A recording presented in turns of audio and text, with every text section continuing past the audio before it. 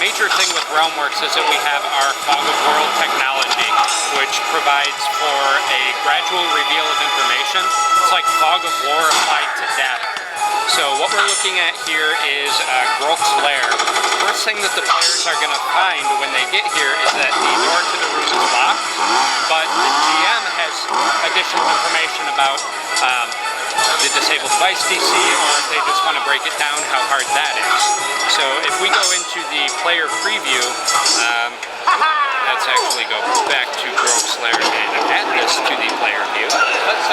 So this here is all that the players can see of this particular room, and then after the players decide they're going to pick the lock or break the door down, the GM can click on these reveal buttons to add additional information to their view, and that will update for them in real time. Now this view can be copied into a separate window and dragged onto a separate monitor or a TV, or if you play online you can screen share just this window so that it is always visible to the players.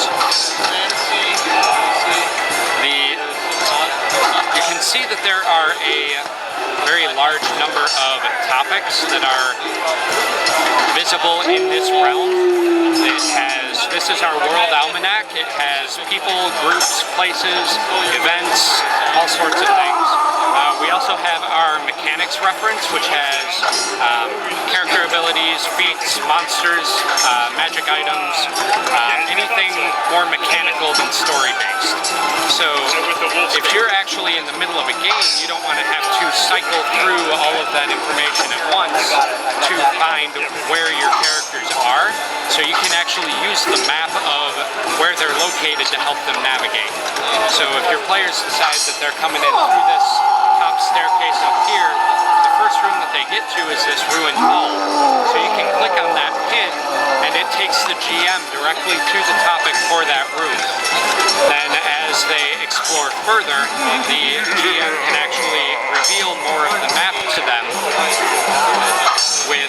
by utilizing our reveal mask and the reveal brush, which, let's go ahead and make this a little bit bigger, so we can just brush away the concealed area as the players explore more and more of this dungeon. Now, these changes are not reflected immediately, so if you accidentally reveal something that you didn't mean to, like this door here is supposed to be a secret door, then you can go ahead and go back to the conceal brush and fix that up right away. Once you save it, that's when the players will be able to see the changes reflected in the player view. And we can resize that so that everything fits into that view again. Now, what we're looking at here is the first level of the Emerald Spire, and this entire module, along with Weeby Goblins and a number of others, will be ready when our content market goes live in a couple of months. And once that does and people start adding their own content or start purchasing content from us, they can actually go into this and mess around with it. They can customize it, they can make it their own. Like if a lot of modules might say something like, you know, the door to this room is locked, but that is buried 3 paragraphs into the PDF. So the GM's like, alright, yeah, you guys go into the room and, oh wait, the door is locked, you didn't actually see this yet. The GM can take that snippet, move it into the overview if they want, and that information is right there for them as soon as, you know, the players interact with that room. You can also go ahead and add your own snippets, and if you wanted to say, one of the NPCs in here, his name is Clarkosh. Clarkosh is here. You can go ahead and add your own snippets, and then when you save, Realmworks is going to scan any new text that you have added, and it's going to say, hey, some of this text matches the name of some of your topics, so that seems likely that that's probably something you're going to want to link to. Do you want me to make a link to it? And then you say, why, yes, Realmworks, I would like you to make a link to that, and it will do so, and then you can just, you know, click on that link and it will take you to that topic. There are a couple of different ways that you can use Realmworks. You can use it either at the table using that player view that I had showed you, or you can allow players to get Player Edition, where they can sign in to your realm after you upload it to our server, and they will be able to go into it, but they will only see what has been specifically revealed to them. So if, say, Clarkosh has been revealed here, so if we enter player mode, give us a couple of seconds to redraw and figure out what all is supposed to be visible to them. Instead of having this massive list of topics, they only have what they have actually learned about. So in between game sessions, your players can log in, they can review everything that happened in the last game session, they can read all of those 3-paragraph long snippets that they just glossed over because they, got distracted by a spot on your ceiling or, whatever they happen to get distracted by. Another feature that we have built into this is Storyboards, which let's actually jump into a different realm real quick so I can show you one of these that has a decent storyboard. Emerald Spire is a very straightforward adventure, so there's not a lot of branching or storyboarding to really be done. So this is the Weeby Goblins realm, which again is a simple adventure, but it does have storyboard content. So this is what you are looking at for the Weeby Goblins storyboard. It maps out the entire adventure for you. It starts out with the introduction, which takes place in this storyline topic. Then it jumps to the meeting at the Moot House, and then there's this big bonfire, and you can see there are arrows out and back to this big bonfire. That's because while the players are there, they have a number of things that they can choose to participate in. So they might go to eat a bag of bull slugs, and then you jump back to Big Bonfire, then they decide to dance with Squealy Nord the Pig, etc. Once they jump out of the Big Bonfire and head into Brinestump Swamp, none of that other stuff is applicable anymore. There's no back arrow to it, so you can just continue moving through the adventure this way. And you can also use these storyboards as a way to navigate through the content, specifically in the navigation pane over here. So you can, click on this first node, we call it, and once they finish that, you click on the next node, and it takes you to that relevant topic, and etc. on through the entire adventure. Let's see, I can also show you the old shipwreck here. This is the one map that Weeby Goblins features, and just like the storyboard, you can use this to navigate through the content. And let's go ahead and blow this up a little bit.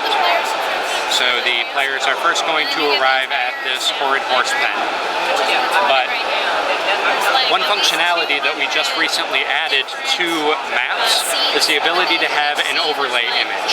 So the overlay image in this case is going to be GM only information. So a GM can hide this, and this here is what the players will always see, even in the case of more of the map being revealed. But the GM can always look at this and say, okay, this is Area 1, this is Area 2, this is the rigging in the upper deck, and they have that information all at a glance instead of needing to mouse over every pin to figure out which one is Area 5. In the player view, let's actually go back to this map real quick. The map has a reveal mask layered on top of it, so as the players go in and explore, they, let's actually go ahead and reconceal this entire thing and save that. So as the players go in and explore, just like with Emerald Spire, they might, that's a conceal, that's right, there we go. So they'll come up, they'll explore this top deck, just like what happened with Emerald Spire. And then because this particular boat has multiple levels to it, as they explore more of the boat, go up to the rigging, go up to, each individual level, the GM can reveal more and more of that information to them also.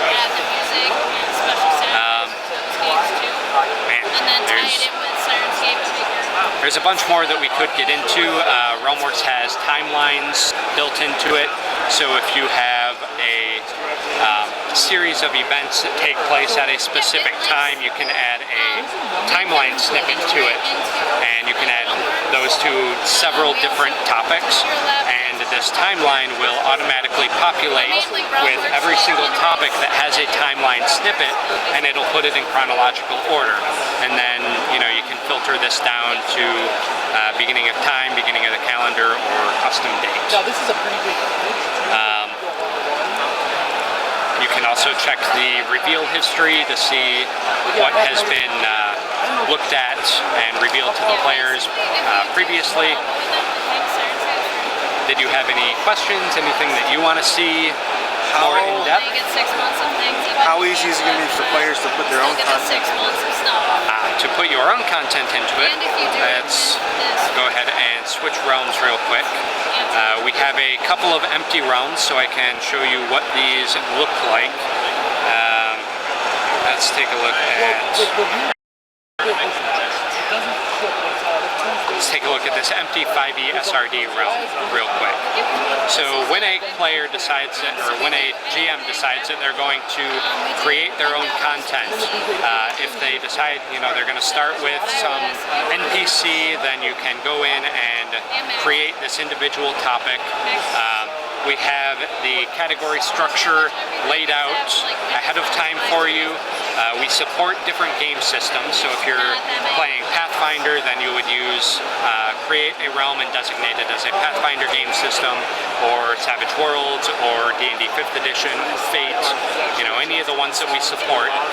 And then we have the structure in place for you that you can basically say, okay, this is all of the information that is probably going to be relevant, and then I can just fill in the blanks here. If you have something like